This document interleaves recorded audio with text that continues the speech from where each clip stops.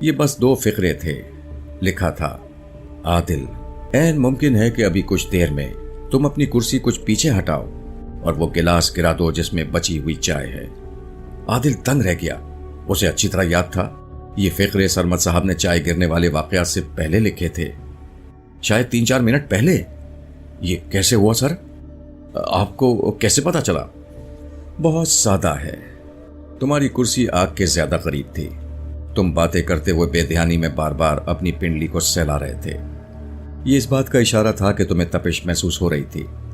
چولہے میں مزید لکڑیاں ڈالی گئی تھیں، انہیں 1-2 منٹ میں مزید آگ پکڑنا تھی اور تپش کو بڑھانا تھا۔ یقینی بات تھی کہ تم اپنی کرسی کچھ پیچھے ہٹاؤ گے۔ کرسی کے پچھلے پائے کے بالکل ساتھ یہ گلاس رکھا تھا۔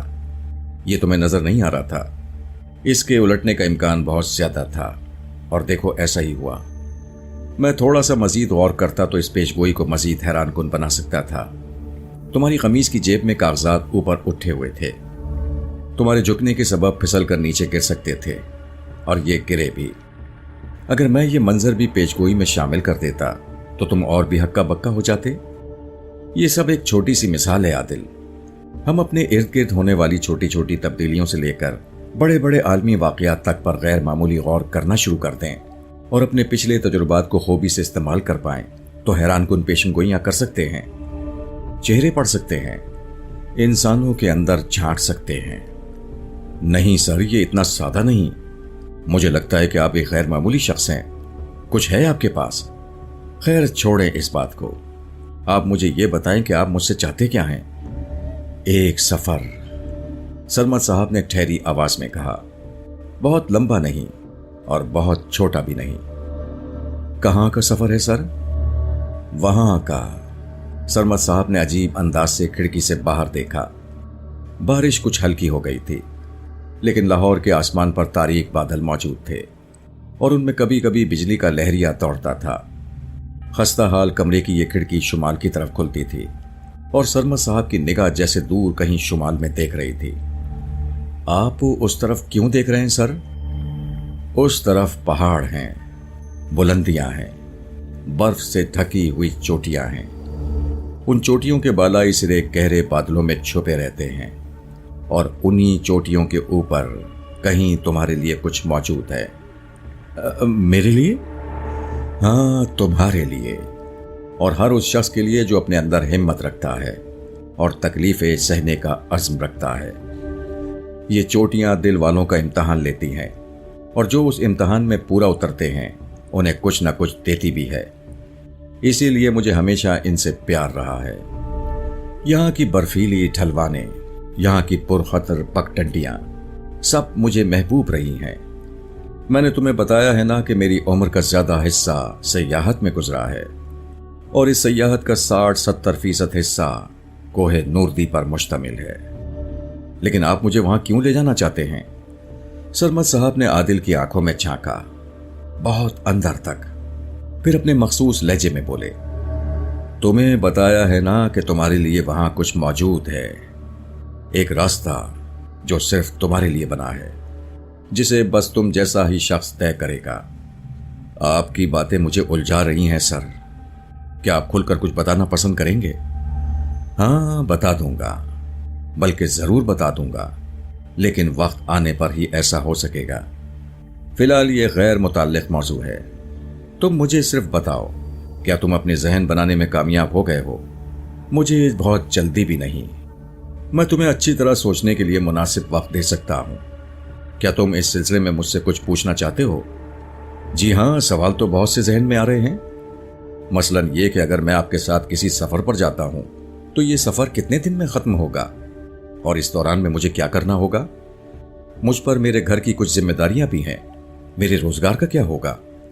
میرے اندازے کے مطابق اس سفر کا دورانیہ 3 سے 4 ماہ ہو سکتا ہے۔ یہ کسی بھی طرح سے کوئی غیر قانونی کام نہیں ہوگا۔ ہاں، مہم جوئی اور کو پیمائی والے خطرات تو اس میں موجود ہوں گے۔ تم نے ابھی بتایا ہے کہ تم رانا سیٹھ کے پاس سے ماہانہ 20,000 روپیہ لے رہے ہو۔ تمہارا یہ 20,000 والا اعزاز برقرار رہے گا۔ اس کے علاوہ کچھ اضافی سہولتیں بھی ملیں گی۔ ویسے تمہاری اطلاع کے لیے تمہیں بتا دوں کہ رانا سیٹھ تم سے ناجائز فائدہ اٹھا رہا ہے۔ इस दरख्तों पर चढ़ाई वाले खेल पर दरपर्दा भारी शर्तें लगाई जा रही हैं। मेरे अंदाजे के मुताबिक ज्यादा नहीं तो 8-10 लाख रुपया हफ्ते का ये शख्स तुम्हारे जरिए से बना रहा है। एकदम आदिल को वो 30,000 रुपया भी याद आ गया जिसका वादा राणा सेठ ने इनाम के तौर पर किया था, और अभी तक ये वादा बस वादा ही था। इसी तरह रिहाइश मुहैया करने वाले मामले को भी वो मुसलसल टालता चला जा रहा था। सरमद साहब ने कहा, मैं कुछ ज्यादा बताऊंगा तो ये चुगली हो जाएगी, लिहाजा थोड़े कहे को ही ज्यादा समझो। राणा सेठ तुम्हें और तुम्हारी खासुल खास सलाहियतों को जाया करने के सिवा और कुछ नहीं करेगा। तुम्हें उसके घेरे से निकलकर आगे बढ़ना है, बहुत ऊंची परवाज करनी है आदिल, और मुझे पता है तुम कर सकते हो। मुझे इस बात पर मुआफ कीजिएगा सर, मुझे शोहरत, नामवरी, ऐशो इशरत किसी चीज की जरूरत नहीं है। मेरी सबसे बड़ी जरूरत रुपया है, वो रुपया जो इस वक्त मेरे और शहजादी के काम आ सके। मैं कमाना चाहता हूं सर, बहुत तेजी से कमाना चाहता हूं। तुम बहुत तेजी से कमाओगे, एक ही छलांग में उस जगह तक पहुंचोगे जहां पहुंचने का लोग बस तसव्वुर ही करते हैं। जिस सफर की मैं बात कर रहा हूं उसका इख्तिताम तुम्हारे लिए एक बहुत ही अच्छी जगह पर होने वाला है। कोई इशारा देंगे आप? अभी नहीं, लेकिन कहा है ना कि वक्त आने पर सब कुछ बता दूंगा। आखिर आदिल ने कुर्सी पर पहलू बदला और मुअद्दब अंदाज में बोला, मुझे फैसला करने के लिए 2 दिन का वक्त चाहिए सर। मैं तुम्हें 4 दिन का वक्त देता हूं, इस उम्मीद के साथ कि तुम अच्छा फैसला करोगे। मेरा ख्याल है कि हमारा बराह रास्त मिलना ज्यादा मुनासिब नहीं। मैं तुम्हें अपना मोबाइल फोन नंबर देता हूं, तुम रात के 7-8 घंटों को छोड़कर जब चाहो इस पर राब्ता कर सकते हो। ये अगले रोज शाम की बात है। आदिल नुमाइशगाह में था। मामूल के मुताबिक वो हर रोज 2 बार अपने फन का मुजाहरा कर रहा था। एक दफा 8 बजे के लगभग, फिर 10 बजे के लगभग। आज उसके गांव से उसके यार दोस्त उससे मिलने के लिए आए हुए थे। उन्हें मालूम हुआ था कि उनके गांव के आधे का नाम शहर में मशहूर है, उसकी तस्वीरें लगी हुई हैं और शहरी लोग उसे देखने के लिए आते हैं। आज आदिल ने अपना एक हाथ पुश्त पर बांधकर सिर्फ एक हाथ से दरख्त पर चढ़ने का मुजाहरा किया और इहाता देर तक तालियों से गूंजता रहा। आदिल के यार दोस्त गांव से उसके लिए कई सौगातें लाए थे, बादामों वाला गुड़, शक्करपारे और पंजीरी वगैरह। आदिल का जिगरी दोस्त शाहिद भी साथ आया था। वो भी इत्तला की सूरत में एक सौगात लाया था और उस सौगात ने आदिल का मुंह काफी कड़वा कर दिया था। वो आदिल को एक तरफ ले जाकर बोला, यार आदिल, तुझे पिंड से दूर नहीं रहना चाहिए। ऐसा ना हो कि आहिस्ता आहिस्ता शहजादी वाली गेम तेरे हाथ से निकल जाए। क्यों, क्या हुआ? कुछ नहीं, तू खामखा परेशान होगा, लेकिन जो सियाने कहते हैं कि कबूतर की तरह आंखें बंद भी नहीं करना चाहिए। अच्छा चल बता ना, आदिल ने तेवरी चढ़ाकर कहा। तुम्हारे ताया और चौधरी मुख्तार का घराना तेजी से करीब आ रहा है। तुम्हारे ताया और चौधरी मुख्तार ने मिलकर वहां पिंड में चावल साफ करने वाली मशीन लगाई है। काफी पैसा खर्च हुआ है उस मशीन पर।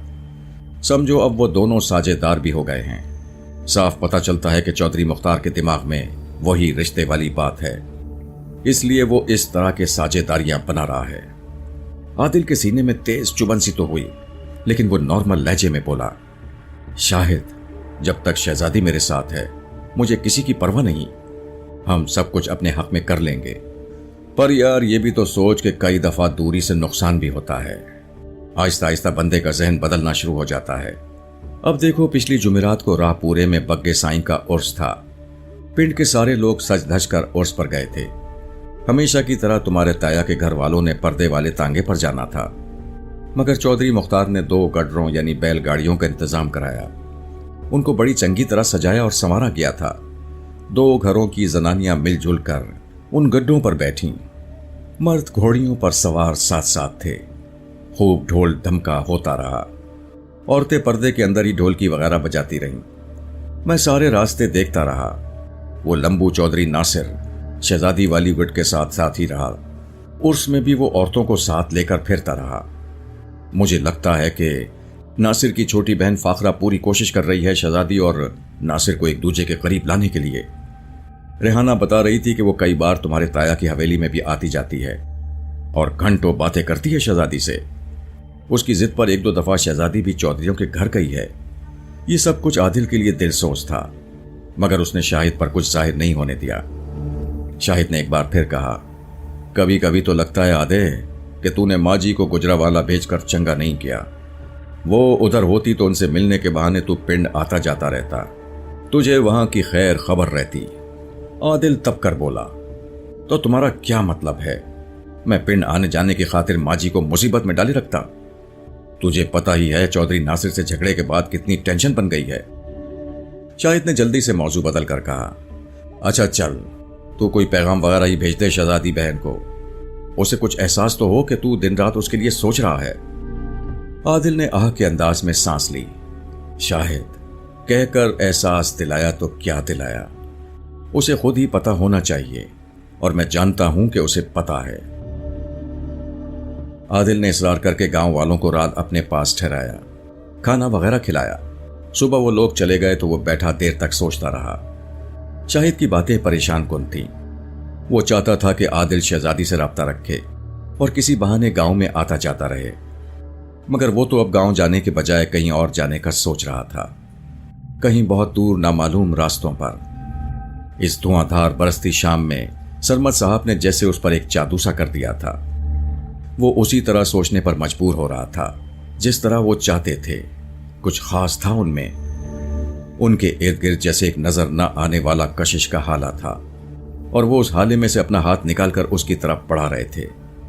कह रहे थे, ये हाथ थाम लो, समझ में आए या ना आए, लेकिन थाम लो। तुम जो कुछ चाह रहे हो और जितनी जल्दी चाह रहे हो, इसी तरह मुमकिन है कि मेरे कहने पर चलो। आदिल और सरमद साहब की अगली मुलाकात सरमद साहब के घर में हुई। उनका घर लाहौर के मज़ाफात में एक फार्म हाउस की शक्ल में था। ये घर भी सरमद साहब की तरह अनोखा और नाकाबिल फहम था। 3 एकड़ के फार्म हाउस के बीचों बीच ये खूबसूरत इमारत थी। उसके 2 हिस्से थे। एक तो निहायत आरामदेह और जिंदगी की सहूलतों से आरास्ता था, ताहम दूसरा हिस्सा बिल्कुल मुख्तलिफ और किसी दरवेश का डेरा नजर आता था। आदिल ये देखकर हैरान हुआ। यहाँ गैस, पानी और बिजली जैसी सहूलतें भी मैसर नहीं थीं। कमरे हर तरह के फर्नीचर से तकरीबन आरी थे। सोने के लिए फर्श पर चटाइयां बिछी हुई थीं। हाँ, जरूरत के लिए अलमारियां वगैरह मौजूद थीं। रोशनी के लिए लालटेनें थीं। जब बिजली ही नहीं थी तो एसी और पंखे वगैरह का वजूद कहाँ हो सकता था। इहाते में पानी के लिए 2 हैंड पंप मौजूद थे। आदिल ने अंदाजा लगाया कि यहाँ खाना वगैरह भी लकड़ी की आग से पकाया जाता होगा। सरमद साहब अजीब तरह से यहाँ मौजूद थे। आदिल हैरान रह गया। सख्त सर्दी में उन्होंने बस एक नेकर पहन रखी थी जो उनके घुटनों तक पहुंचती थी। बनियान पसीने में भीगी हुई थी। हाथ पांव मिट्टी में लुथड़े हुए थे, जैसे वो कहीं काश्तकारी कर रहे हैं। बादअज़ां ये काश्तकारी वाला अंदाज भी दुरुस्त साबित हुआ। आदिल पर इंकिशाफ हुआ कि उन्होंने घर के पिछवाड़े तकरीबन 1.5 एकड़ रकबे पर चावल, गंदुम और 2-3 किस्म की दालें काश कर रखी हैं। एक छोटा सा ट्रैक्टर है जिसे वो खुद ही चलाते हैं। एक छोटे पंप के जरिए उस जमीन को पानी मिलता था। पंप को बिजली घर के दूसरे हिस्से से फराहम होती थी। अपने घर में जदीद सहूलतों की अदम मौजूदगी की तरफ इशारा करते हुए सरमद साहब मुस्कुराए और बोले, देखा ना आदिल, कितना आसान हल है बिजली, गैस और पानी के भारी बिलों का। न होगा बांस, न बजेगी बांसुरी। आदिल किस किस बात पर हैरत का इजहार करता। वो सरमद साहब के साथ घर के ड्राइंग रूम में आ बैठा। यह एक खुरदरी चटाई के सिवा और कुछ नहीं था। एक तरफ लिखने पढ़ने के लिए लकड़ी की चौकी पड़ी थी। चौकी के करीब गैस लैंप रखा था। पीछे एक दीवारगीर अलमारी में नीचे से ऊपर तक किताबें चुनी हुई थीं। घर के इस हिस्से में शायद एक आध मुलाजिम भी होगा, लेकिन इस वक्त वो भी मौजूद नहीं था। आदिल के बहुत मना करने के बावजूद सरमद साहब ने खुद ही चाय बनाई और खुद ही लेकर आदिल के पास चटाई पर आ बैठे। तकरीबन 55 साल की उम्र के बावजूद उनका जिस्म वर्जिशी और तना हुआ था। आपका रहन सहन मुझे हैरान कर रहा है सर। वो मुस्कुराए। ये कोई दिखावा नहीं है, मुझे हमेशा से ऐसे ही अच्छा लगता है। फल फूल उगाना और खेती बाड़ी करना मेरा शौक भी है और इससे मेरी जरूरियात भी पूरी होती हैं, बल्कि इससे मैं औरों की खातिर तवाज़ु भी कर सकता हूँ। ये जो पीछे मुर्गी खाने के साथ चावल की फसल नजर आ रही है ना, ये मेरी ही लगाई हुई है। मेरे 3 खास मुलाजिम हैं जो इस सारे काम में मेरी मदद करते हैं। जब मैं यहाँ नहीं होता वो सब कुछ अच्छी तरह संभाल लेते हैं। और आपके बीवी बच्चे? वो फिर मुस्कुराए। एक बच्चा तो मेरे सामने बैठा है, और भी कुछ बच्चे हैं। क्या मतलब सर? अल्लाह ने औलाद की नेमत से महरूम रखा है। एक बेटा था, बहुत कम सिनी में फौत हो गया। और आपकी वाइफ? वो बहुत अच्छी औरत है, लेकिन इतनी भी नहीं कि इस दीवानेपन में मेरा साथ दे सके। वो अलहदा रहती है। हम अक्सर मिलते रहते हैं और अच्छा वक्त गुजारते हैं। बहुत मेहरबान और नफीस खातून है वो। आदिल ने सर खुजाते हुए कहा, सर उस दिन जब मैंने आपके हाथों में गट्टे देखे थे तो मेरी समझ में नहीं आया था कि आप जैसा खुशहाल शख्स अपने हाथों पर यह निशान लिए क्यों फिर रहा है, लेकिन आज बहुत कुछ समझ में आ रहा है। मेहनत मुशक्कत में ही जिंदगी का हुस्न है आदिल। सच्ची खुशी दरअसल मुशक्कत और तकलीफ के अंदर से ही फूटती है। जो लोग ये रोना रोते हैं कि उनकी जिंदगी में खुशियां नहीं, वो गौर करें तो उन्हें पता चलेगा कि उनकी जिंदगी में कड़ी मुशक्कत की तकलीफें भी नहीं। बहरहाल ये एक बहुत लंबा मौजू है। तुम बताओ क्या फैसला किया है तुमने? आदिल कुछ देर तवक्कुफ करने के बाद बोला, सर आप इतने मेहरबान हैं कि आपकी हर बात पर आंखें बंद करके यकीन करने को दिल चाहता है, लेकिन मैं समझता हूं कि अगर मैं अपने दिल में कोई उलझन लेकर आपके साथ चलूंगा तो शायद उस तवज्जो और ज़ौक़ व शौक़ का मुज़ाहरा न कर सकूं जो मुझे करना चाहिए। तो क्या चाहते हो तुम? सरमद साहब ने नर्म लहजे में कहा, सर आप मुझे थोड़ा बहुत बता दीजिए ताकि मुझे पता हो कि हमें करना क्या है। मैं उस हिसाब से अपने आप को तैयार करूं और खुद में हौसला पैदा करूं। तुम्हारी बात में वजन है आदिल। बस ये समझ लो कि मैं तुम्हारी उस खास जिस्मानी सलाहियत से फायदा उठाना चाहता हूं जिसका मुजाहरा तुम राना क्लब में करते हो। लेकिन सर माफी चाहता हूं, मेरा सवाल तो वही है, मुझे करना क्या होगा? अच्छा हम इस मसले का एक दरमियानी हल निकालते हैं। वो होले से मुस्कुराए और फिर अपनी बात जारी रखते हुए कहा, यहां से रवाना होने के 3-4 दिन बाद मैं तुम्हें सब कुछ बता दूंगा। उस वक्त हम एक ऐसी जगह पर होंगे जहां से हमारा असल सफर शुरू होता है। अगर तुम सब कुछ जानने के बाद वापस आना चाहोगे तो बआसानी वापस आ सकोगे। 8-10 घंटे का पैदल सफर होगा, फिर तुम पक्की सड़क पर आ जाओगे। वहां से तुम्हें कोई ना कोई सवारी मिल ही जाएगी जो तुम्हें किसी कस्बे या फिर इस करतू तक पहुंचा देगी। दूसरी सूरत में हम आगे बढ़ जाएंगे। इस करतू के नाम ने आदिल को थोड़ा सा चौंकाया, लेकिन वो खामोश रहा। हमारे साथ और कौन होगा? उसने पूछा। मेरे ख्याल में सिर्फ 2 बंदे होंगे। उनमें एक ब्रिटिश खातून है जो बहुत अच्छी हमसफर साबित होंगी, यानी हम 4 होंगे। आदिल कुछ देर सोच में रहने के बाद बोला, तो फिर सर मैं ऐसा करता हूं कि अभी राना सेठ से 8-10 रोज की छुट्टी ले लेता हूं। मेरा मतलब है लगी लगाई रोजी है ना। हाँ तुम बिल्कुल ठीक कह रहे हो, लेकिन अगर तुमने सफर आगे जारी रखना हुआ तो फिर क्या वहां से फोन वगैरह पर राब्ता नहीं हो सकेगा? नहीं, यह तो मुमकिन नहीं होगा। तो ठीक है, मैं उसे कह देता हूं कि फिलहाल 10-15 रोज की रुख्सत चाहता हूं। अगर किसी मजबूरी की वजह से ना आ सका तो वो दूसरा इंतजाम कर ले। और तुम्हारे उस कबाड़ वाले काम का क्या होगा? ये काम तो अभी पूरी तरह जमा ही नहीं है सर। प्लॉट भी खाली करना पड़ रहा है। अगर कोई नई जगह मिल गई तो सादिक वहां शिफ्ट हो जाएगा, वरना फिर बाद में देखा जाएगा। कुछ दीगर तफसीलात तय करने के बाद सफर का फैसला होगा। आदिल के पेश नजर इसके सिवा और कुछ नहीं था कि वो थोड़े वक्त में ज्यादा पैसा कमाना चाहता था। सरमद साहब ने आदिल से कहा, आदिल एक बात फिर जहन नशीन कर लो, इस सफर में खतरे भी हैं, और ये बात भी जहन नशीन कर लो कि खतरों के बगैर कुछ भी हासिल नहीं होता। मैं सब कुछ समझ रहा हूं सर। तो ठीक है, कल गुजरावाला जाकर वालदा से मिलाओ और उनसे इजाजत वगैरह भी ले लो, और ये लो 2 माह का एडवांस 40,000 हैं। तुम्हारी गैर मौजूदगी में तुम्हारी वालदा को जरूरत होगी। उन्होंने करेंसी नोट आदिल की जेब में डाल दिए। आदिल और सरमद साहब लाहौर से बजरिया बस रवाना हुए। उनके हम सफरों में एक तो खूबरू इंग्लिश लड़की क्रिस्टल थी, दूसरा एक 26-27 साल का नौजवान हुमायूं था।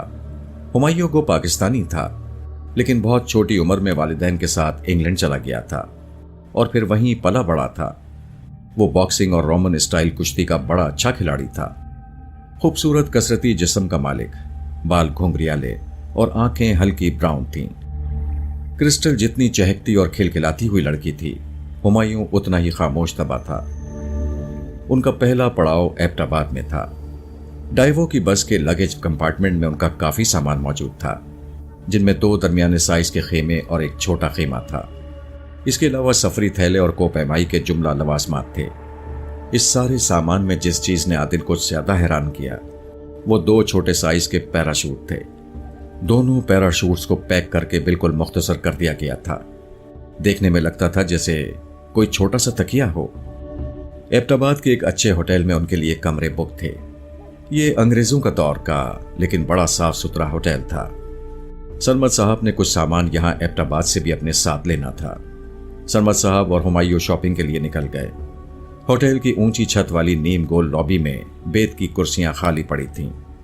आदिल और क्रिस्टल वहां बैठ गए और सफर की गहमा गहमी का नजारा करने लगे। क्रिस्टल उर्दू भी बोल लेती थी, ताहम ये गुलाबी उर्दू थी। हमको हाम और तुमको तौम कहती थी। हाम को पाकिस्तान हमेशा से बहुत अच्छा लगता। वो अपने खास स्टाइल से आंखें छपक कर बोली। आप कितनी दफा पाकिस्तान आ चुकी हैं? आदिल ने पूछा। सबसे पहले कोई 7 साल पहले, तब हम डॉक्टरी के 4th ईयर में था। हम बिल्कुल मायूस था। उस टाइम सर सरमत ने हमको हिम्मत दिलाया, हमारे अंदर बहुत ज्यादा एनर्जी पैदा किया। सर ने हमको बताया कि कामयाबी देना गॉड का काम है। इंसान का काम स्ट्रगल करना है, मेहनत करना है। जो मेहनत से पीछे ना ही हटता वो जरूर कामयाब होता। और देखो मिस्टर आदिल, हमने हिम्मत नहीं छोड़ा। हम डॉक्टर तो ना बना, मगर डॉक्टर से बढ़कर कामयाब हो गया। अब बर्मिंघम में डॉक्टर तो बहुत सारा होएगा, मगर क्रिस्टल एक ही है, शहर का द मोस्ट पॉपुलर और महंगा फिजियोथेरेपिस्ट है हम। उसने कहा और खुद ही खिलखिलाकर हंसती। वो हंसती थी तो साथ ही उसका पूरा जिस्म भी हंसता था। आदिल ने कहा, रास्ते में आपने बताया था कि आपको पहाड़ों से इश्क है, लेकिन मैंने सुना है कि पहाड़ तो इंग्लैंड में भी हैं। वो कहने लगी, इंग्लैंड में पहाड़ तो हैं, लेकिन सर सरमत ना ही हैं। सर सरमत के बगैर पहाड़ों को देखना ऐसे ही है जैसे फूलों के बगैर बागीचे को देखा जाए या मून के बगैर मून लाइट का तसव्वुर किया जाए। आप तो शायरी, मेरा मतलब है पोइट्री भी करती हैं। मिस्टर आदिल, सर सरमत जैसा इंसान दूसरों को पोइट बना देता है। He is a great man. हम अपने लफ्जों में उसकी ग्रेटनेस को बयान नहीं कर सकता। वो हम के लिए एक फ्रेंड की तरह भी है, एक टीचर की तरह भी, और शायद बाप की तरह भी। पता नहीं आप उसको कब से जानता और कितना जानता, लेकिन यह हकीकत है कि वो एक बुजुर्ग की तरह है। उसका पर्सनालिटी आपको हिप्नोटाइज कर देता। आदिल ने ताईदी अंदाज में सर हिलाया। उसे अब तक जो मालूम हुआ था उसके मुताल्लिक क्रिस्टल का ताल्लुक वस्ती इंग्लैंड के कदीब नवाबी खानदान से था। 7-8 साल पहले इंग्लैंड में ही उसकी मुलाकात सरमद साहब से हुई और वो एक तरह से उनकी मुरीदन बन गई। उनका दूसरा हमसफर हुमायूं भी सरमद साहब को किसी रहनुमा और कायद की हैसियत देता था। चंद साल पहले जब वो पाकिस्तान में था, लाहौर आया हुआ था। वो सरमद साहब की वर्जिशी मशीनों वाला कारखाना देखने गया। वहीं उसकी मुलाकात सरमद साहब से हुई और चंद ही माह में ये मुलाकात एक निहायती करीबी रूहानी ताल्लुक में बदल गई।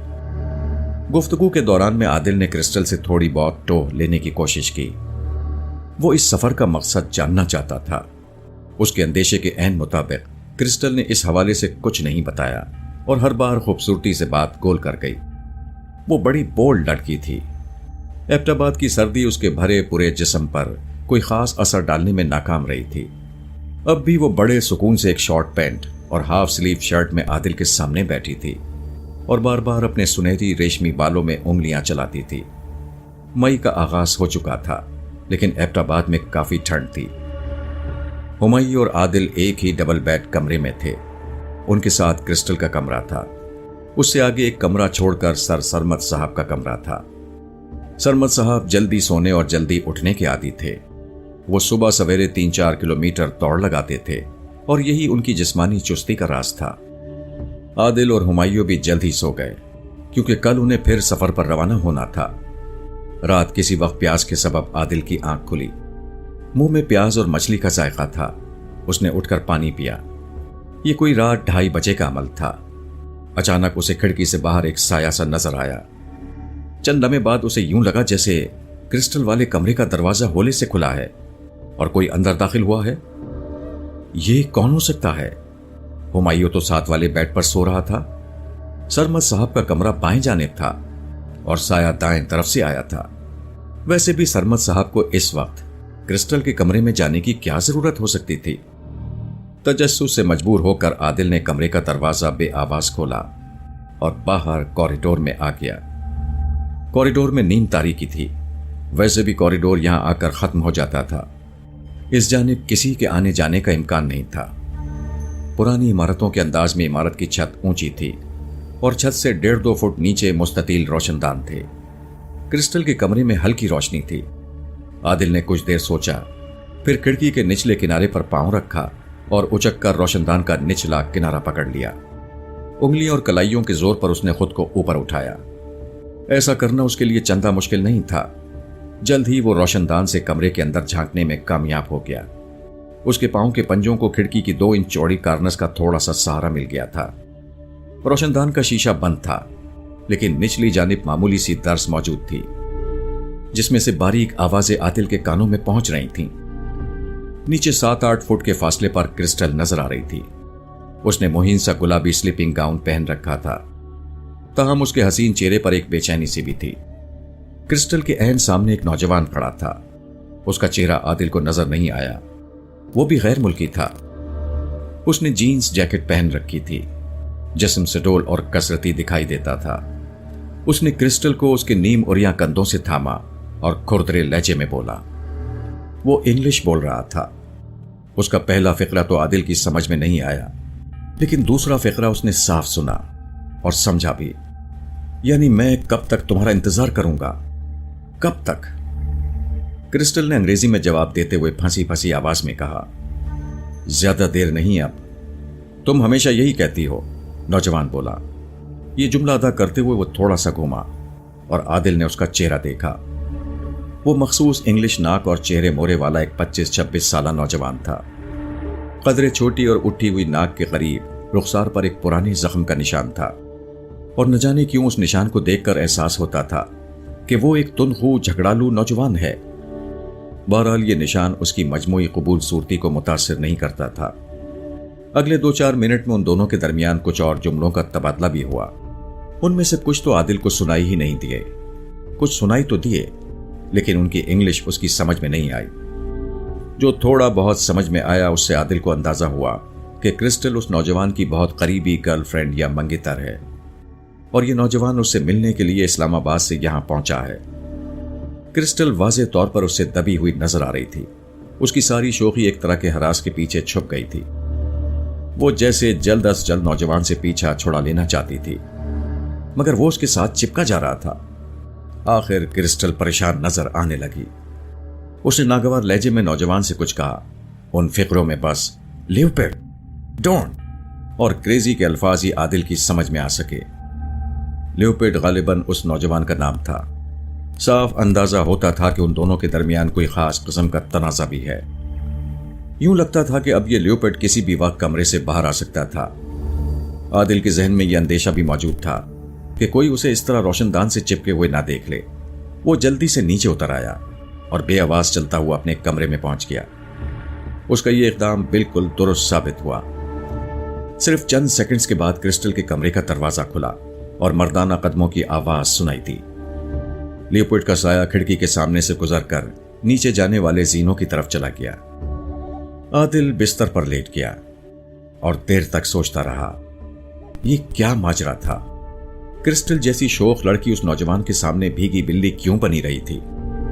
इस फिक्रे का क्या मतलब था कि अब उसके बॉयफ्रेंड को ज्यादा इंतजार नहीं करना पड़ेगा। क्रिस्टल और ल्यूपर्ट एक मादर पिदर आजाद माशरे से ताल्लुक रखते थे, फिर वो चोरी छुपे क्रिस्टल से मिलने के लिए क्यों पहुंचा था? यकीनन सरमद साहब को भी इस मुलाकात की खबर नहीं हुई थी। इन्हीं सवालों में उलझा उलझा आदिल नर्म गुदास बिस्तर पर सो गया। वो रात कुछ अजीब अंदाज में गुजरी। आदिल के दिलो दिमाग को न जाने किन सोचों ने जकड़े रखा था। 8 बजे के करीब उसे हुमायूं ने जगाया। वो ट्रैक सूट में था, लगता था कहीं से लंबी दौड़ लगा कर आया है। यकीनन वो भी सुबह सवेरे सरमद साहब के साथ ही जॉगिंग पर निकला हुआ था। बादअज़ा आदिल को यह जानकर हैरत हुई कि क्रिस्टल भी उनके साथ शामिल थी। वो भी ट्रैक सूट में थी। उसके बाल पोनी टेल में बंधे हुए थे, चेहरा तमतमाया हुआ था, रुखसार सुर्ख हो रहे थे, आंखों में सितारों की चमक। वो हस्बे आदत चहक रही थी। उसे देखकर हरगिज अंदाजा नहीं लगाया जा सकता था कि चंद घंटे पहले अपने कमरे में वो एक निहायत नागवार और नापसंदीदा सूरत हाल से दो चार रही है। 2 बड़ी जीपें होटल की पार्किंग में पहुंच चुकी थीं। उनमें से एक में तो सिर्फ उन लोगों का साजो सामान ही आया था, दूसरी में वो चारों सवार हुए। उस जीप का ड्राइवर मरजान खान नाम का एक कबायली था। वक्त रुखसत सरमद साहब ने आदिल को बस इतना बताया कि वो मानसेरा से बशाम की तरफ जा रहे हैं। उनका अगला पड़ाव दासू में होगा, जो तकरीबन 9 घंटे का सफर है। उन्हें मुसलसल शाहराए करकरम यानी KKH पर चलना था। पुरपेच पहाड़ी रास्तों पर उनका सफर जारी रहा। सूरज ने हल्के बादलों के पीछे मुंह छुपाया हुआ था और वो यकबस्ता हवाओं की मार झेल रहे थे। हुमायूं बहुत ही कम बात करता था। कम गो लोग जरा पुरस्कार नजर आते हैं। हुमायूं भी कुछ ऐसा ही दिखाई देता था। चेहरे से साफ पता चलता था कि वो निहायत सख्त जान शख्स है और मौका पड़ने पर लड़ाई भिड़ाई भी कर सकता है। सख्त जानी और जफाकशी में क्रिस्टल भी कुछ कम नजर नहीं आती थी। ताहम इसके साथ साथ वो दिलकश और खुश गुफ्तार भी थी। वो अपनी गुलाबी उर्दू में गाहे बगाहे कोई लतीफा भी सुना देती थी। बहरहाल सरमद साहब से बराह रास्त बात करते हुए वो जरा मौतब भी हो जाती थी। आदिल के जहन में कई सवाल मुसलसल खलबली मचा रहे थे। ये क्रिस्टल कौन है? क्या वो किसी बड़े लॉर्ड वगैरह की बेटी है? वो इतने ज़ौक शौक से सरमद साहब की हमसफर क्यों है? वो खुद को इतना बेखबर क्यों महसूस कर रहा है? सरमद साहब उसे इस सफर का मकसद और उसकी मंजिल के बारे में क्यों नहीं बता रहे? वो कौन सा मकाम होगा जहां पहुंचकर वो उसे फैसला करने का इख्तियार देंगे? आदिल अपनी मर्जी से चलने वाला शख्स था। वो अपना रास्ता खुद मुंतखब करता था। बहुत से सवालों के बावजूद अगर वो अब तक सफर कर रहा था तो इसकी वजह सिर्फ सरमद साहब थे। वो उन लोगों में से थे जिन पर आंखें बंद करके यकीन करने को दिल चाहता था, लेकिन वो आंखें कहां तक बंद कर सकता है, इसका फैसला भी 1-2 दिन में हो जाना था। आदिल का एक क़याफ़ा यह भी था कि शायद सरमद साहब उसे खास मकाम पर पहुंचकर कोई खास चीज दिखाना चाहते हैं। उनका सफर प्रोग्राम के मुताबिक जारी रहा। इसका मुख्तसर अहवाल यही था कि वो पहले दासू पहुंचे, वहां एक रेस्ट हाउस में रात गुजारी और किसी हद तक थकन दूर की। चलास तक उन्होंने मुसलसल शाहराए करकरम पर सफर किया और फिर इस्कर्दू रोड की तरफ मुड़ गए। जूं जूं वो बुलंद पहाड़ी सिलसिलों में दाखिल हो रहे थे, सर्दी बढ़ती जा रही थी। बुलंदो बाला बर्फानी चोटियां जैसे उन्हें अपने घेरे में लेती जा रही थीं। इन लामतनाही पहाड़ी सिलसिलों को देखकर यही लगता था जैसे रुए जमीन पर बर्फानी चोटियों, ढलवानों और जमे हुए नदी नालों के सिवा और कुछ है ही नहीं। ऐसे मनाजिर से गुजरते हुए भावलपुर का तसव्वुर करना और भावलपुर से आगे अपनी जन्म भूमि लाली गांव के खेतों, खलियानों और चलचलाती धूपों का तसव्वुर करना आदिल को बहुत अजीब लगता था। इसका तसव्वुर पिघलाकर उसे अपनी मां के पास ले गया और फिर शहजादी के पास ले गया। उसने सोचा शायद शहजादी अपनी हवेली की हवादार छत पर मलमल का कढ़ाईदार कुर्ता पहने बैठी होगी। कोई मुलाजमा उसके लंबे बालों में कंघी कर रही होगी। करमदाद के बाग से कलमी आमों की पहली डाली आ गई होगी और उसकी खुशबू सारे में फैली हुई होगी। हो सकता है ये खुशबू उसे आदिल की याद दिला रही हो। वो जब करमदाद के बाग में था, उन्होंने एक ही आम को बारी बारी चूसा था। اور وہ آم دنیا کا سب سے خوشبودار اور میٹھا آم تھا۔ کیا یہ یاد اور اس طرح کی دوسری چھوٹی چھوٹی یادیں اس نے سنبھال کر رکھی ہوئی ہیں؟ وہ سوچتا رہا اور جیپ دشوار راستوں پر دندناتی ہوئی آگے بڑھتی رہی۔ سرمد صاحب کی اجازت سے ڈرائیور مرجان خان میٹھی آواز میں گنگنا رہا تھا، جانے والے میں تیرے قربان، خدا حافظ، اے میرے حسین سپنوں کے مہمان، خدا حافظ۔ وہ سپنوں کا لفظ اپنی طرف سے استعمال کر رہا تھا۔ ان کا اگلا پڑاؤ اسکردو میں تھا۔ گلیشیئر اور کیٹو وغیرہ کی طرف جانے والوں کے راستے میں آخری بڑی آبادی اسکردو ہی ہے۔ سرمد صاحب نے عادل کو بتایا تھا کہ سردیوں میں اسکردو کا درجہ حرارت -10 سے -15-16 ڈگری تک پہنچ جاتا ہے۔ بہرحال اب بھی یہاں سردی کم نہیں تھی، ہاتھ پاؤں جمتے ہوئے محسوس ہو رہے تھے۔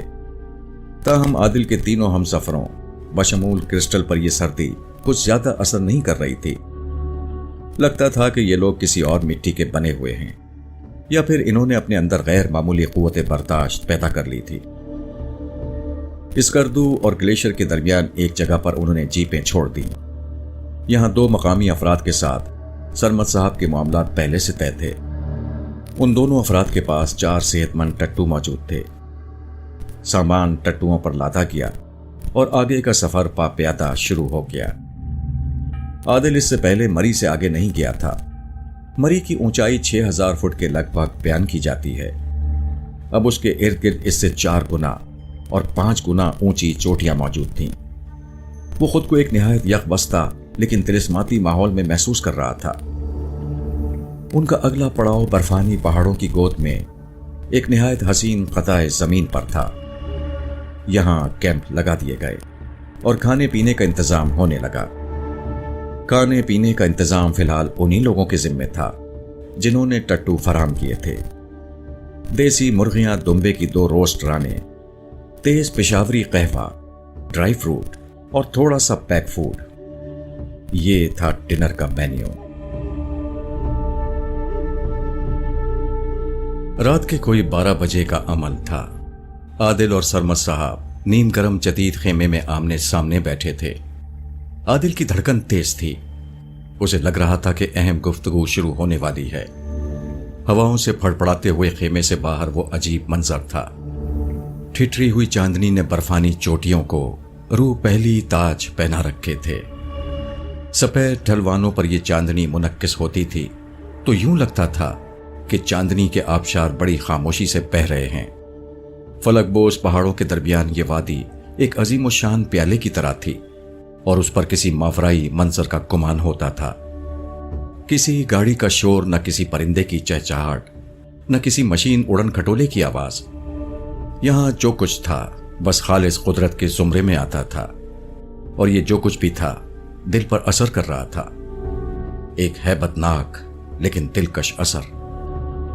سرمد صاحب نے خیمے کے مختصر روزن سے دور کینکورڈ یا گلیشیئر اور گلیشیئر سے آگے کیٹو کی عظیم الشان چوٹی کو دیکھا اور ٹھہرے ہوئے لہجے میں بولے، تمہیں پہاڑوں سے دوستی کرنے کا کہا جائے تو تمہارا جواب کیا ہوگا؟ میں سمجھا نہیں سر، کیا تم پہاڑوں میں سفر کرنا، ان پر چڑھنا پسند کرو گے؟ عادل نے ذرا توقف سے کہا، میں نے آپ سے سچ بولنے کا وعدہ کیا ہے سر، اور میں سچ ہی بولوں گا۔ جو کچھ آپ نے کہا ہے مجھے یہ پسند نہیں، لیکن تمہیں پیسہ حاصل کرنا تو پسند ہے، کیونکہ وہ تمہاری ضرورت ہے، تمہاری اور شہزادی کی ضرورت۔ جی سر۔ تو پھر اس کا مطلب یہی ہے کہ تم میرے پہلے سوال کا جواب ہاں میں دے رہے ہو۔ ہمیں چند ہفتے یہاں پہاڑوں میں گزارنے ہیں۔ میں تمہیں اس قابل بنانا چاہتا ہوں کہ تم یہاں کیٹو کے پہلو میں خاص راستے پر سفر کر سکو۔ وہ ارد گرد پھیلی ہوئی 20 چوٹیوں میں سے ایک چوٹی ہے۔ وہ کیٹو سے کافی چھوٹی ہے، لیکن وہ اس لیے مشکل ہے کہ ہم اس پر اس جانب سے نہیں چڑھ سکتے جس جانب سے ہمیں چڑھنا چاہیے۔ ہمیں اس کے لیے ایک مشکل راستہ اختیار کرنا پڑے گا، اور یہ ہماری مجبوری ہے، اور یہی مسئلہ ہے۔ سر، میں کو پیمائی وغیرہ کے بارے میں زیادہ نہیں جانتا، لیکن اگر آپ کوئی ایسی مشکل چوٹی سر کرنا ہی چاہتے ہیں تو اس کے لیے آپ کو تجربے کار کو پیما مل سکتے ہیں۔ باہر کو تو چھوڑیے سر، हमारे पाकिस्तान में ही बड़े बड़े मुहिम जो पड़े हुए हैं, और आप तो माशाअल्लाह खुद भी कोपैमाई का बहुत तजुर्बा रखते हैं। इस सिलसिले में आपकी नजर मुझ पर ही क्यों पड़ी है? बहुत अच्छा सवाल है और तुम्हें करना भी चाहिए था।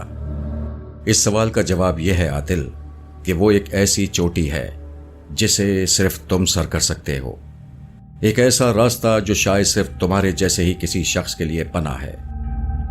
मैं कुछ भी समझ नहीं पा रहा सरमद साहब। मैं जानता हूं कुछ चोटियां चढ़ाई के लिए बड़ी मुश्किल समझी जाती हैं, लेकिन शायद ही कोई ऐसी चोटी हो जिसे सर न किया जा सकता हो।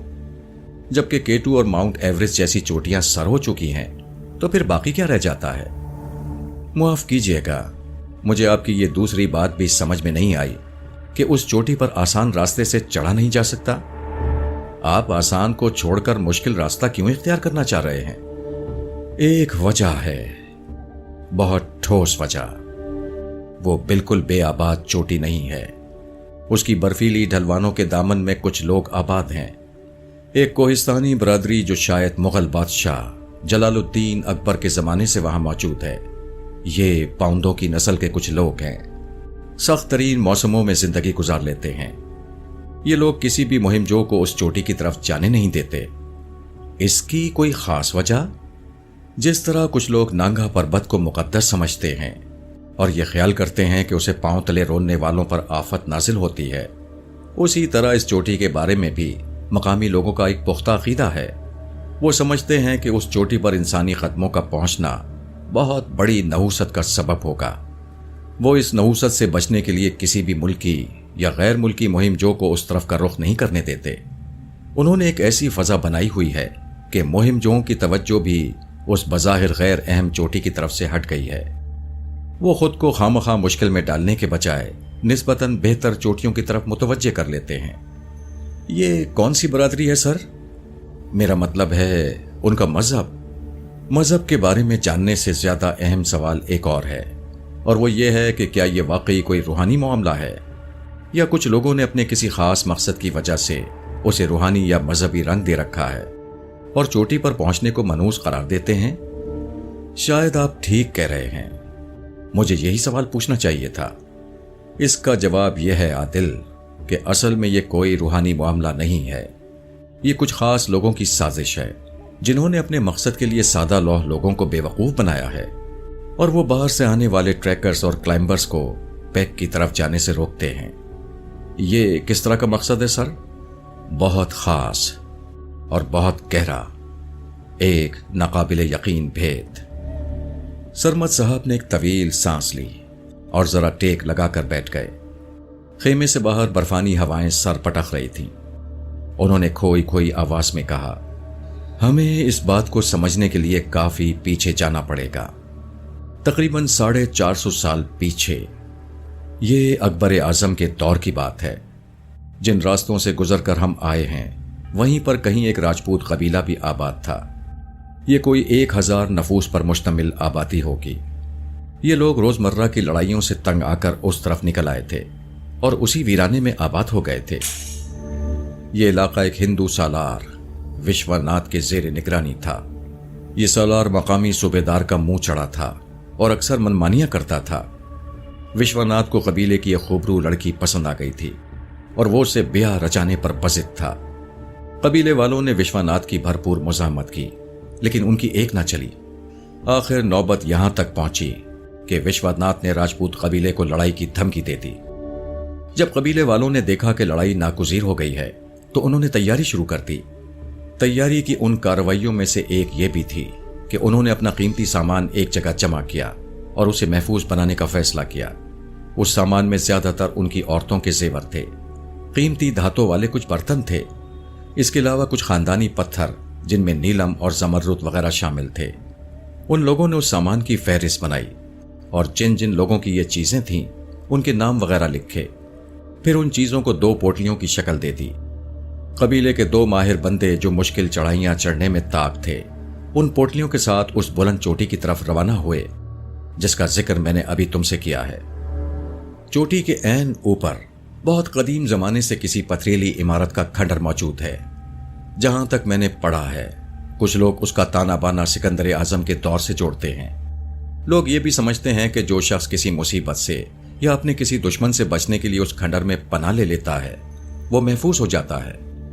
बुलंदी का देवता उसकी हिफाजत करता है। ये लोग भी उसी सीना बसीना रिवायत को नजर में रखते हुए उस चोटी की तरफ रवाना हुए।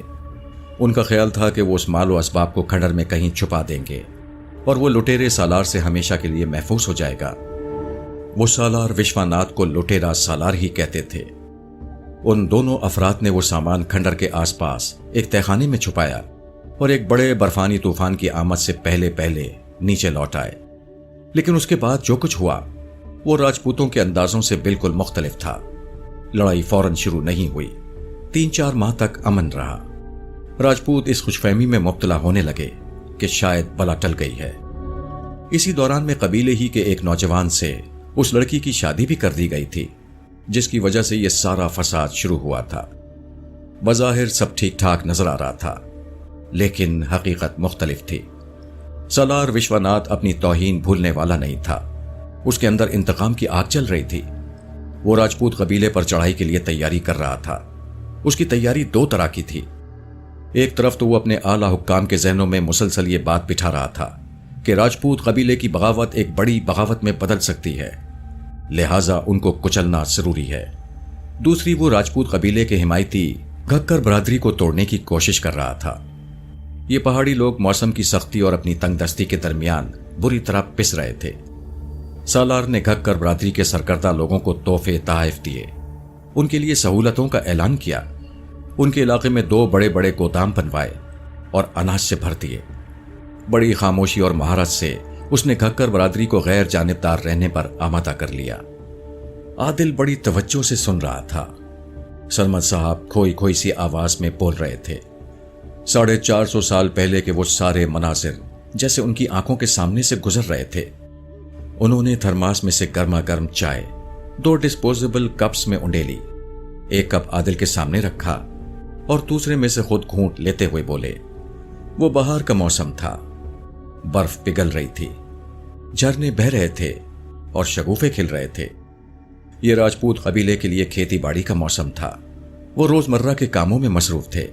अचानक उनके मुखबिरों ने इत्तला दी कि सालार विश्वनाथ की तरफ से उन पर हमले की पूरी तैयारी हो चुकी है और किसी भी वक्त हमला हो सकता है। कबीले वालों ने अपने घुड़सवार घक्कड़ों की तरफ दौड़ाए ताकि उन्हें भी होशियार किया जा सके। लेकिन वहां तो सूरत हाल बिल्कुल बदल चुकी थी। वहां से ये मायूस कुन इत्तलात मिली कि घक्कड़ उनकी मदद के लिए मैदान में नहीं आएंगे। 1-2 दिन के अंदर ये बात पूरी तरह सामने आ गई कि अब जो करना है राजपूतों को अकेले ही करना है। वो बुरी तरह फंस चुके थे। दूसरी तरफ ये खबरें भी मिल रही थीं कि सालार विश्वनाथ की क़यादत में हमला आवर होने वाला लश्कर तवक्को से कहीं ज्यादा बड़ा है। बस्ती की तरफ आने वाला रास्ता एक तंग घाटी में से गुजरता था। उस घाटी ने कुदरती फसील की सी शक्ल इख्तियार कर ली थी। राजपूतों ने उस घाटी के दिफा के लिए मोर्चे बना लिए और जमकर बैठ गए। 2 दिन बाद सालार विश्वनाथ का लश्कर आ थमका। घाटी पर जोरदार मुकाबला हुआ, ताहम राजपूत हमला आवरों को रोकने में कामयाब रहे। 3-4 दिन तक तो ये सूरत हाल बरकरार रही।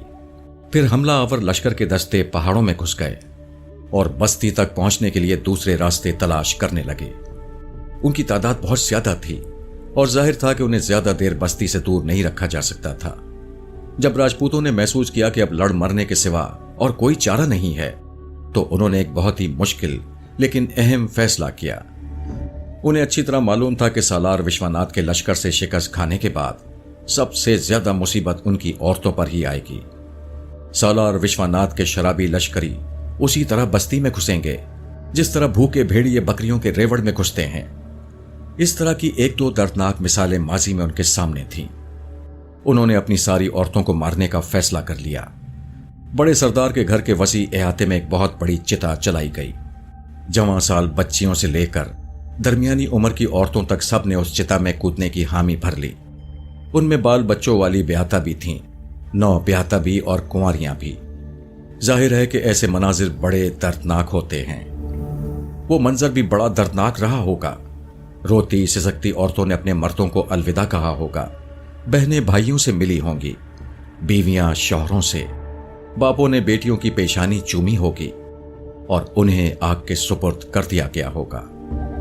ये सब गलत था या सही, یہ ایک علیحدہ بحث ہے، لیکن یہ سب تھا تو دل خراش، اور ایسا واقعہ جب کہیں بھی ہوتا ہے، جہاں کہیں بھی ہوتا ہے، انسانیت کو خون کے آنسو رونے پر مجبور کر دیتا ہے۔ تمہارا کیا خیال ہے عادل؟ آخر میں سرمد صاحب نے پوچھا۔ آپ ٹھیک کہہ رہے ہیں سر، عادل نے جیسے چونکتے ہوئے کہا۔ انہوں نے سلیپنگ بیگ اپنے گھٹنوں پر درست کیا اور بات جاری رکھتے ہوئے بولے، 200 کے قریب عورتیں اس چتا میں زندہ جل مری۔ عورتوں کی جس ٹولی نے سب سے پہلے شعلوں میں چھلانگ لگائی، ان میں وہ نوبیاہتا بھی شامل تھی، جس کی بدنصیبی اسے سالار کی نظروں میں لائی تھی اور جس کی وجہ سے جنگ تک نوبت پہنچی تھی۔ ظاہر ہے کہ اپنی عورتوں کو اپنے ہاتھوں سے زندہ جلانے کے بعد اور ان کی آخری کربناک آوازیں سننے کے بعد مردوں کے سینوں میں غیظ و غضب کے شعلے پھنکارنے لگے ہوں گے۔ انہوں نے تلواریں سونت لیں اور اپنے سر ہتھیلی پر رکھ کر سالار وشواناتھ کے لشکر سے ٹکرا گئے۔ اب ان کے سامنے 2 ہی راستے تھے، گھیرا توڑ کر نکل جائیں یا پھر لڑ مریں، اور وہ سب کے سب لڑ مرے۔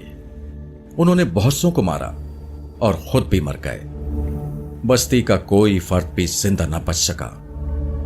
سرمد صاحب نے کچھ دیر توقف کر کے کپ میں تازہ چائے انڈیلی اور گہری سانس لے کر بولے، خیر یہ واقعہ تو ضمنی طور پر سنانا پڑا ہے، ہمارا اصل موضوع یہ نہیں ہے عادل۔ میں تمہیں ان قیمتی اشیاء کے بارے میں بتانا چاہتا ہوں جن کا ذکر اس واقعے میں آیا ہے۔ موجودہ دور کے وزن کے حساب سے یہ تقریباً 10-12 کلو سونا اور 7-8 کلو چاندی تھی۔ قیمتی پتھر اس کے علاوہ تھے۔ موٹا حساب لگایا جائے تو ان چیزوں کی مالیت آج کل 6-7 کروڑ سے کم نہیں ہوگی۔ اور عادل، جو کچھ میں نے پڑھا ہے اور جو تحقیق میں نے کی ہے، اس کے مطابق یہ اشیاء اب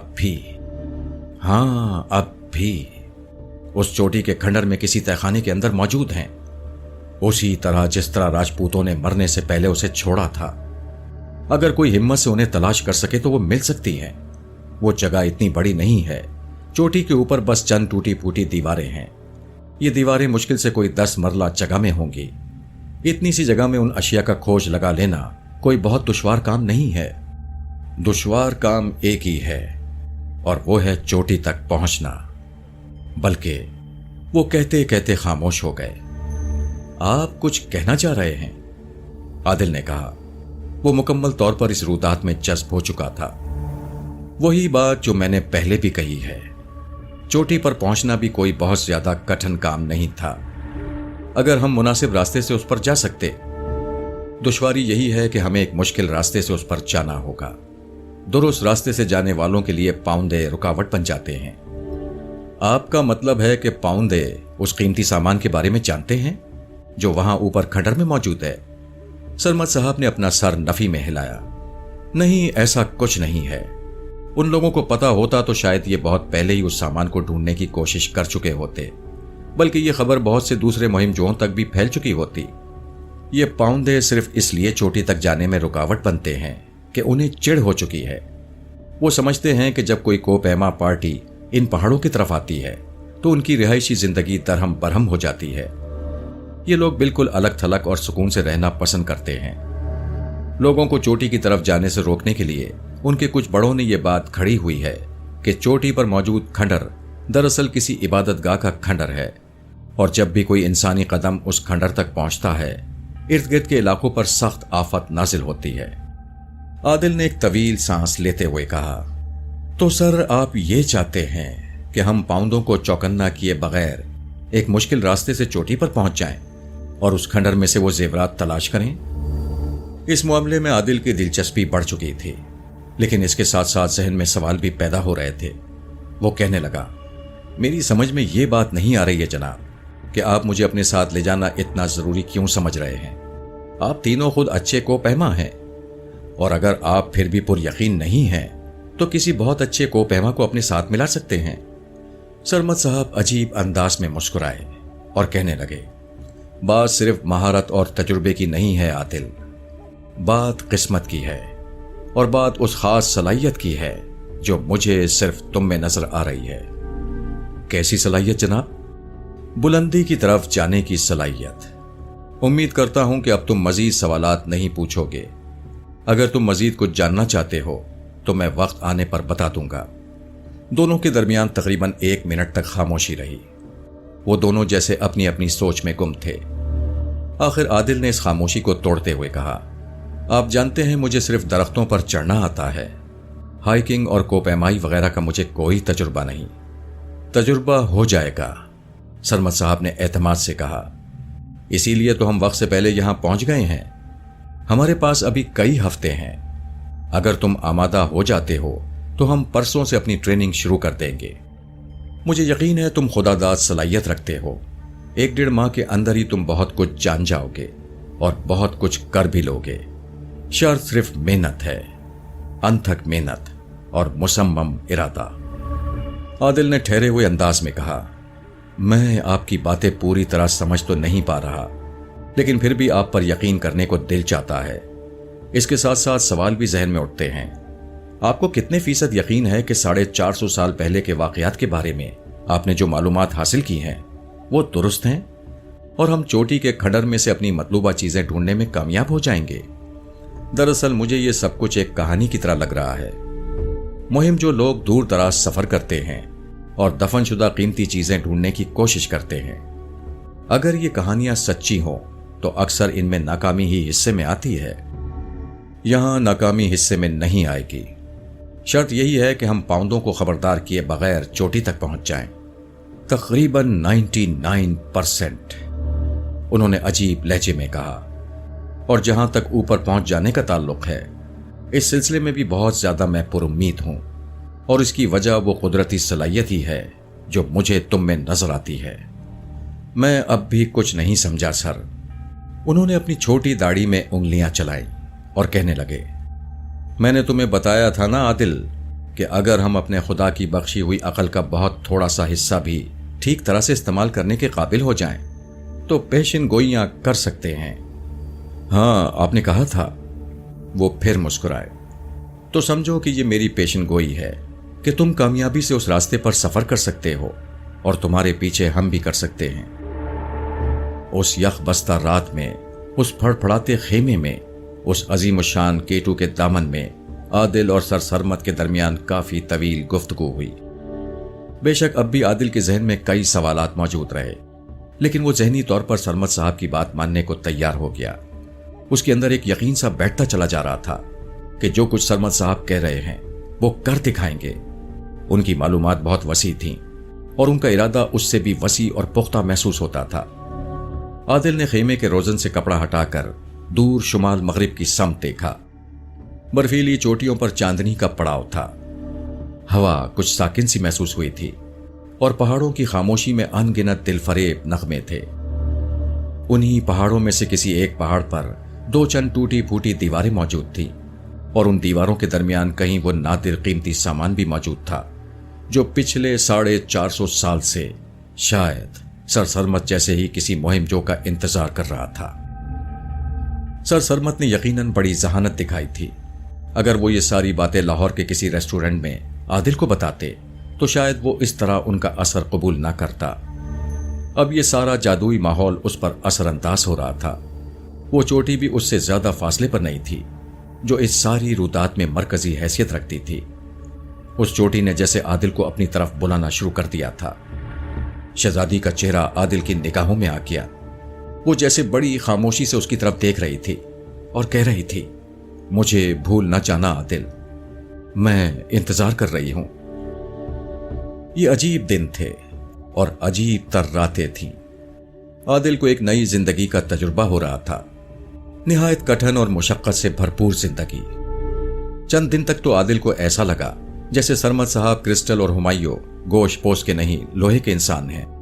ان پر موسموں کی بے رحمی اثر انداز ہوتی تھی اور نہ جان توڑ بھاگ توڑ۔